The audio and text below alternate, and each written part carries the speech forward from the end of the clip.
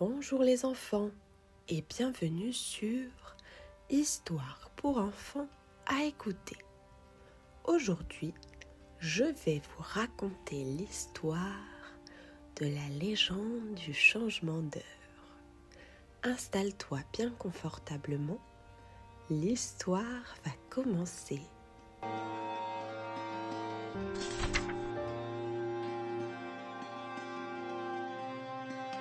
Dans le paisible village de Lune Claire, niché au creux d'une vallée entre deux montagnes douces, vivait une petite fille curieuse nommée Éline.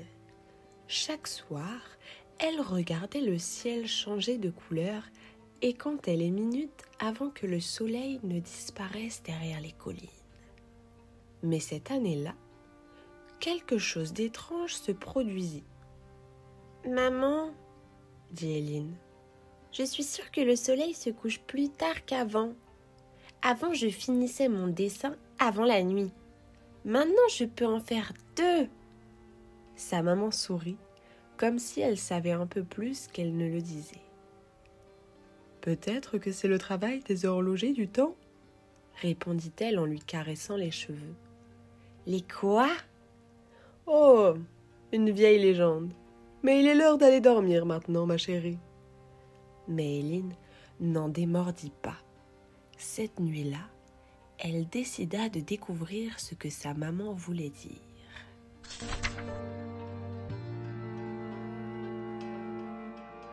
Le lendemain, elle se rendit chez le vieux Norbert, le bricoleur du village qui réparait les montres, les réveils et les horloges depuis toujours. Sur son mur, un vieux coucou ne chantait plus depuis longtemps. « Norbert, c'est quoi les horlogers du temps ?» demanda-t-elle. Norbert se figea, puis il se pencha et lui tendit une petite clé dorée toute poussiéreuse. « Si tu veux savoir, va dans la forêt des ombres légères, à la pleine lune. Cherche la racine en spirale sous le grand arbre. Tourne cette clé dans le sol et le passage s'ouvrira. » Éline n'hésita pas une seconde.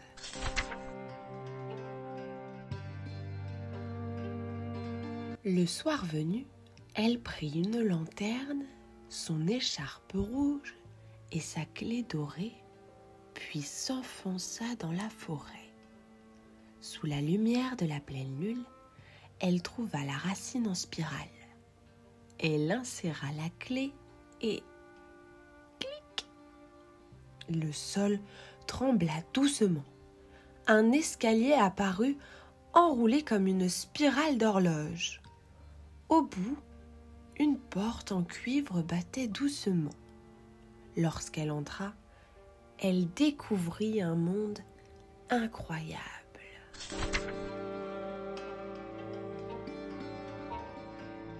Devant elle s'étendait une ville étrange, où tout était fait d'engrenages, de ressorts et de pendules géants.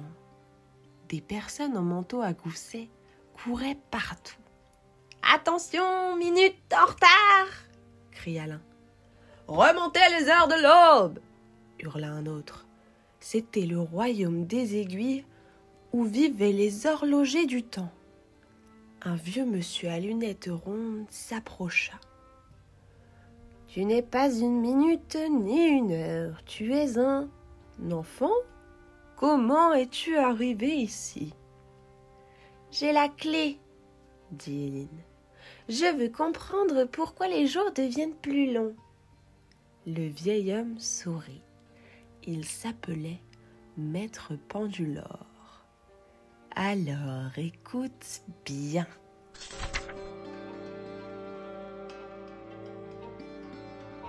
Autrefois, expliqua Pendulor, le monde avait toujours la même longueur de jour et de nuit. Mais les humains devinrent tristes en hiver, fatigués et grincheux. Alors, les horlogers décidèrent de tendre les journées comme des élastiques, petit à petit, pour ramener la lumière. Mais ce n'est pas si simple, dit-il. Il faut des aiguilles magiques, des engrenages solaires et l'accord du grand coq. Le grand coq? Celui qui chante pour annoncer le changement d'heure. Il ne chante que si un humain le convainc. Et si personne ne le convainc? Alors, les journées restent figées et le printemps ne revient pas.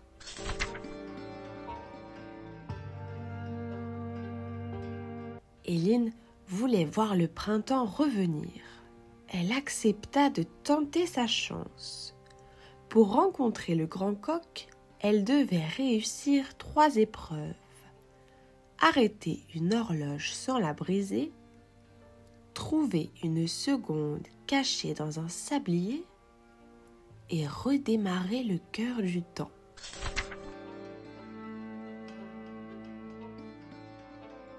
Guidée par les tic-tac de petites créatures rigolotes et rondes, elle passa la première épreuve en chantant une berceuse qui ralentit l'horloge.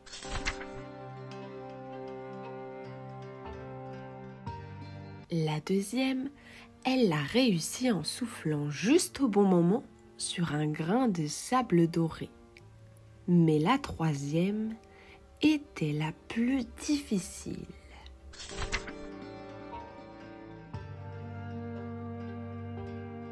Au centre du royaume battait un cœur immense, suspendu par des fils d'or. Il ne battait plus. Seule une intention pure peut le relancer, dit Pandulore.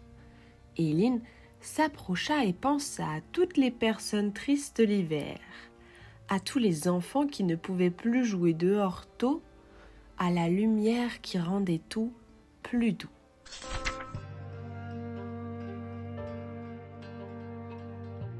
Toc, toc, le cœur se remit à battre. Le royaume trembla de joie et le coq chanta.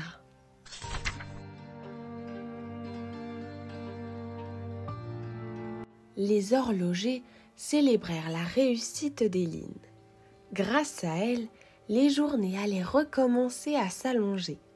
Le monde aurait plus de lumière, plus de douceur, plus de jeux après l'école. Maître Pandulore l'accompagna jusqu'au passage secret. « Tu devras oublier ce que tu as vu, » dit-il. « Mais au fond de toi, tu sauras toujours pourquoi les journées rallongent. » Il lui glissa une montre en bois autour du poignet. Elle ne donnait pas l'heure. Elle battait seulement doucement, comme un cœur.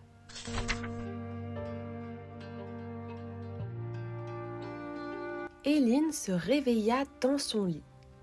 Était-ce un rêve? Elle regarda sa main. La montre était là. Elle sourit. Depuis ce jour, elle attendait chaque année ce moment où les jours s'allongent et elle racontait à ses amis. Vous savez, c'est une très vieille histoire. Une légende, mais peut-être que si vous écoutez bien, vous entendrez le chant du grand coq et le cœur du temps battre doucement dans vos montres invisibles. Et quand au printemps, les enfants sortaient jouer plus longtemps, ils disaient tous « Merci Éline, merci les horlogers du temps !»